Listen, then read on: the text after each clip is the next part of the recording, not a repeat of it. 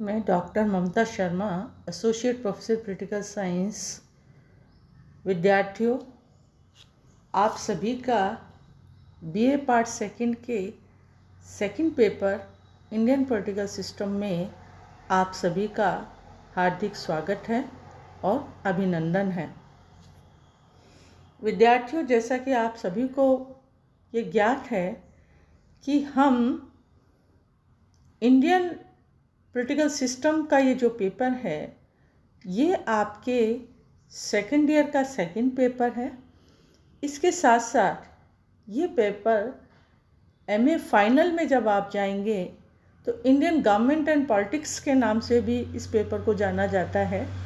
तो आज के इस वीडियो में हम सबसे पहले जो सबसे महत्वपूर्ण बात है कि भारत में राष्ट्रवाद का उदय किस तरह से हुआ, इसके अंतर्गत हम सबसे पहले ये देखेंगे कि 16वीं सदी में भारत अपनी समृद्धि और गौरव के चरमोत्कर्ष पर था। अर्थात भारत की समृद्धि से प्रभावित होकर यूरोप के विभिन्न देश भारत के साथ व्यापार करने के लिए आए। इसके अंतर्गत हमने देखा कि लंदन के कुछ व्यापारियों ने भारत तथा पूर्वी देशों के साथ व्यापार करने के लिए ईस्ट इंडिया कंपनी की स्थापना की और 31 दिसंबर 1600 को ब्रिटिश साम्राज्य एलिजाबेथ ने अंग्रेज व्यापारियों की इस कंपनी को भारत के साथ व्यापार करने का एकाधिकार प्रदान किया। इसी के अंतर्गत हम देखेंगे कि ईस्ट इंडिया कंपनी के द्वारा बहुत तेज़ी के साथ प्रगति की गई और व्यापारिक प्रतियोगिता में पुर्तगाली, डच तथा फ्रेंच व्यापारी कंपनियों को पराजित कर भारत के व्यापार पर अपना प्रभुत्व स्थापित कर लिया। इस तरह से कि इसका एक ऐतिहासिक या हिस्टोरिकल बैकग्राउंड है कि भारत में राष्ट्रवाद का उदय की स्टार्टिंग कहाँ से हुई। इसके अंतर्गत हम देखेंगे कि इसका जब उदय हुआ तो इसके अंतर्गत कौन कौन सी ऐसी बातें थी जो कि भारत में राष्ट्रीय आंदोलन के उदय के साथ साथ भारतीय राष्ट्रीय कांग्रेस की स्थापना के साथ किए गए जाने का भी विशेष कारण है। यद्यपि भारत का राष्ट्रीय आंदोलन विश्व के किसी भी दूसरे देश में इसी प्रकार के आंदोलन की तरह राजनीतिक, आर्थिक और सामाजिक विभिन्न शक्तियों के कारणों के संयोग का ही परिणाम है, लेकिन फिर भी हम यहाँ पे इसके महत्वपूर्ण कारणों की जांच करेंगे। सबसे पहले इसके अंतर्गत हम देखेंगे 1857 का स्वतंत्रता संग्राम। इसके अंतर्गत हम देखेंगे कि 1857 का विद्रोह सैनिक विद्रोह से कहीं अधिक था और वह भारत में इतनी तीव्र गति से फैला कि उसके जन विद्रोह तथा भारतीय स्वतंत्रता के युद्ध का ही उसने रूप धारण कर लिया। और यह विद्रोह कुछ कारणवश असफल भी रहा, किंतु ब्रिटिश शासन ने विद्रोह का दमन करने में जिस अमानुषिक कार्यवाही का आश्रय लिया था, उससे जनता का असंतोष बहुत अधिक बढ़ गया। सेकेंडली, इसके अंतर्गत देखेंगे कि राष्ट्रीय आंदोलन के उदय के कारणों में नंबर 2 इसमें देखा राजनीतिक एकता की स्थापना। ब्रिटिश शासन के पूर्व भारत में राजनीतिक एकता का अभाव था। अशोक और अकबर जैसे महान शासकों को भी यातायात के साधनों के अभाव और अपनी विकेंद्रीकृत शासन व्यवस्था के कारण भारत में राजनीतिक एकता स्थापित करने में पूरी सफलता नहीं मिली थी। लेकिन ब्रिटिश शासन संपूर्ण देश को एक केंद्रीय शासन के अंतर्गत लाने में सफल हुआ और आवागमन के साधनों ने उन्हें इस कार्य को करने में पूर्ण सहायता प्रदान की। थर्डली, हम इसके अंतर्गत देखते हैं राष्ट्रीय आंदोलन के उदय के कारणों में कि धार्मिक और सामाजिक पुनर्जागरण। इसके अंतर्गत हम देखेंगे कि राजा राम मोहन राय, देवेंद्र नाथ सेन, केसी सेन जैसे स्वामी विवेकानंद ने भारतीयों को भारत की महानता को समझने और उन्हें पुनः प्राप्त करने के लिए प्रोत्साहित किया। इसके अंतर्गत हम देखेंगे कि राजा राम मोहन राय ने 1928 में ब्रह्म समाज की स्थापना की। इसी के अंतर्गत स्वामी दयानंद ने भी बैक टू द वेदास की बात की कि वेदों की ओर लौटो। इस तरह से हम देखेंगे कि आर्य समाज एक साथ ही धार्मिक राष्ट्रीय नवजागरण का आंदोलन था और उसने भारत और हिंदू जाति को नवजीवन प्रदान किया। इन धार्मिक और सामाजिक सुधार आंदोलन ने राष्ट्रीय जागृति उत्पन्न करने की दिशा में अपूर्ण कार्य किया। फोर्थली इसके अंतर्गत हम देखते हैं ऐतिहासिक अनुसंधान। ऐतिहासिक अनुसंधानों ने भी भारत में राष्ट्रीय आंदोलन के उदय को गति प्रदान की। इसके अंतर्गत साहित्य, धर्म और संस्कृत के प्रसिद्ध विद्वान, जिसके अंतर्गत हम sir William Jones, Max Muller, Jacobi और हरिप्रसाद शास्त्री आदि ने भारतीयों के समूह भारतीय राजनीतिक, सामाजिक और सांस्कृतिक इतिहास का एक ऐसा विवरण प्रस्तुत किया जो किसी भी रूप से समकालीन यूरोपियन सभ्यताओं से हीन नहीं था। फिफ्थली इसके अंतर्गत हम देखते हैं पाश्चात्य शिक्षा। भारत में ब्रिटिश शासन द्वारा पाश्चात्य शिक्षा प्राप्त किए जाने का उद्देश्य यह था कि भारतीय सभ्यता और संस्कृति का पूर्ण रूप से लोप हो जाए और एक ऐसे वर्ग का निर्माण हो जो रक्त और वर्ण से तो भारतीय हो, किंतु जो रुचि, विचार, शब्द और बुद्धि से अंग्रेज हो जाए। कुछ सीमा तक तो अंग्रेज इस मनोरथ में सफल हुए, क्योंकि कुछ शिक्षित भारतीयों ने प्राचीन सभ्यता तथा संस्कृति से विमुख होकर स्वयं को पाश्चात्य रंग में ढालना प्रारंभ कर दिया। लेकिन पाश्चात्य शिक्षा का एक दूसरा पक्ष यह भी था कि अंग्रेजी साहित्य स्वतंत्रता की उदार भावनाओं से परिपूर्ण है, अतः इसमें राष्ट्रीयता और स्वतंत्रता को प्रोत्साहन मिला और इस दृष्टि से पाश्चात्य शिक्षा भारत के लिए एक ईश्वरीय देन प्राप्त हुई। इसी के अंतर्गत हम देखेंगे भारतीयों का विदेश गमन। 19वीं सदी से अनेक भारतीय शिक्षा प्राप्ति तथा अन्य कार्यों से विदेश जाने लगे। उन्होंने बड़ा एक प्रजातांत्रिक सिद्धांतों और संगठन की कार्यता देखा और स्वतंत्रता, समानता और भ्रातृत्व का पाठ पढ़ा। वे इन विचारों और सिद्धांतों से प्रभावित हुए और उस दिन का स्वप्न देखने लगे जब भारत में भी प्रजातांत्रिक विचारों और संस्थाओं को मूर्त रूप दिया जाएगा।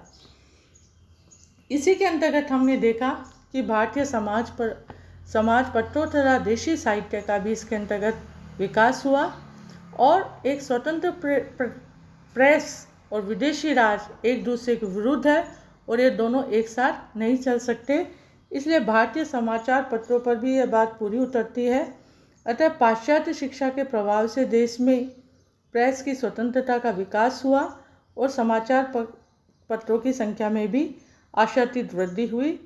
इस श्रेणी के समाचार पत्रों में हमने देखा संवाद, कौमुदी, बॉम्बे समाचार, अमृत बाजार पत्रिका का नाम प्रमुख रूप से लिया जा सकता है।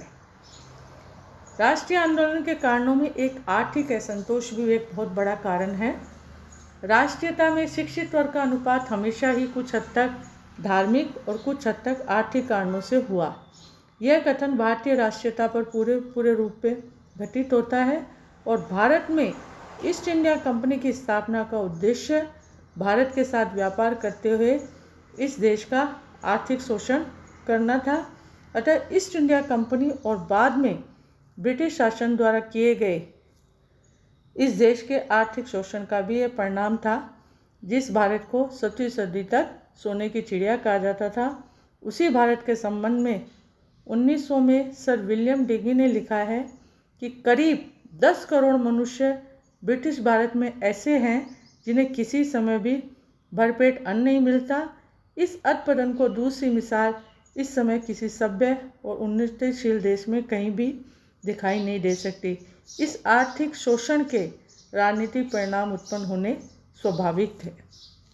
इसी तरह हमने देखा कि यातायात तथा संचार साधनों का इसके अंतर्गत विकास हुआ और जो 1860 और 70 के वर्षों में सड़कों, रेलों, डाक और तार यातायात तथा संचार के द्रुत साधनों के विकास से ही राष्ट्रीय भावना की वृद्धि को सहायता मिली और इन साधनों के कारण भारत के विभिन्न भागों में रहने वाले देश के शुभचिंतक आपस में बार बार मिलकर देश हित में कार्य करने की योजना बनाते थे और जनता से व्यक्तिगत तथा सीधा संपर्क स्थापित करते थे। लास्टली इसके अंतर्गत एक एस्पेक्ट है, वो है इल्बर्ट विधेयक संबंधी विवाद। अब तक जातीय भेद की नीति के कारण भारतीय जज अंग्रेजों के मुकदमे नहीं सुन सकते थे। लॉर्ड लिटन के बाद लॉर्ड रिपन के शासनकाल में 1883 में तत्कालीन विदेश सदस्य मिस्टर इल्बर्ट ने व्यवस्थापिका परिषद में एक विधेयक रखा जिसमें भारतीय जजों को अंग्रेजों के विरुद्ध मुकदमे सुनने का अधिकार देने का प्रस्ताव था, परंतु इस विधेयक के पेश होते ही भारत के समस्त अंग्रेजों ने इनका विरोध किया और विधेयक के विरुद्ध संगठित रूप से आंदोलन प्रारंभ कर दिया। यह झगड़ा कई महीनों तक चलता रहा और अंत में समझौता हुआ, जिनके आधार पर भारतीय जजों को अंग्रेजों के मुकदमे सुनने का अधिकार तो दिया गया, परंतु इसके साथ ये शर्त लगा दी गई कि भारतीय जज उस मुकदमे की सुनवाई ऐसी जूरी की सहायता से ही कर सकते हैं जिसमें कम से कम आधे सदस्य अंग्रेज हो। तो इस तरह से हमने देखा कि भारत में राष्ट्रवाद के उदय होने के बहुत सारे कारण हैं, जिसको हमने कुछ कारणों को यहाँ पे डिस्कस किया है। उपयुक्त तत्वों के परिणाम स्वरूप भारत के लोगों में इस चेतना का विकास हुआ और उनकी दयनीय स्थिति के लिए ब्रिटिश शासन ही उत्तरदायी है और इस चेतना ने ही भारत में इंडियन नेशनल कांग्रेस को जन्म दिया। भारतीय राष्ट्रीय कांग्रेस की अगर बात करें तो कांग्रेस के इस संगठन का जो उद्देश्य था उसके अंतर्गत हमने देखा कि भारतीय राष्ट्रीय कांग्रेस की स्थापना के अंतर्गत इनके उद्देश्यों में सबसे पहला उद्देश्य था कि साम्राज्य के विभिन्न भागों में देश हित के लिए लगन से कार्य करने वाले व्यक्तियों के बीच घनिष्ठता और मित्रता के संबंध स्थापित करना। सेकेंडली, समस्त देशवासियों में धर्म और प्रांत संबंधी दूषित संस्कारों को मिटाकर राष्ट्रीय एक की भावना का पोषण और परिवर्धन करना। इस तरह से कांग्रेस एक राष्ट्रीय संगठन के रूप में आई और 1885 में स्थापित भारतीय राष्ट्रीय कांग्रेस अखिल भारतीय स्वरूप का संगठन था। इसका उद्देश्य जाति, धर्म और वर्ण के किसी भेदभाव के बिना सभी भारतीयों को प्रतिनिधित्व करना था। कांग्रेस का राष्ट्रीय स्वरूप इसी से स्पष्ट हो जाता है कि प्रथम अध्यक्ष वोमेश चंद्र बनर्जी भारतीय ईसाई थे, दूसरे दादा भाई नौरोजी पारसी थे और तीसरे बशरुद्दीन तैयब जी मुसलमान थे और चौथे तथा पांचवें अध्यक्ष जॉर्ज व्यूल तथा सर विलियम वेडरबर्न अंग्रेज थे। इस तरह से 1885 में कांग्रेस के प्रथम अधिवेशन में केवल 72 प्रतिनिधित्व शामिल हुए, लेकिन समय और परिस्थितियों के अनुकूल होने तथा भारतीय जनता के बढ़ते हुए राष्ट्रीय उत्साह के कारण राष्ट्रीय कांग्रेस की शक्ति में तेजी से निरंतर वृद्धि होती रही। इस तरह से हम देखते हैं कि कांग्रेस की स्थापना ब्रिटिश शासन के सहयोग से की गई और प्रारंभ के 3 वर्षों में कांग्रेस के प्रति शासन का दृष्टिकोण सहयोग और सहानुभूतिपूर्ण ही रहा। इस तरह से हमने देखा कि भारत में राष्ट्रवाद का उदय किस तरह से हुआ, उसका हिस्टोरिकल बैकग्राउंड क्या है और किस तरह से भारतीय राष्ट्रीय कांग्रेस की स्थापना हुई। आज के वीडियो में हम इतना ही देखेंगे। नेक्स्ट वीडियो में हम नेक्स्ट एस्पेक्ट्स को लेंगे। धन्यवाद।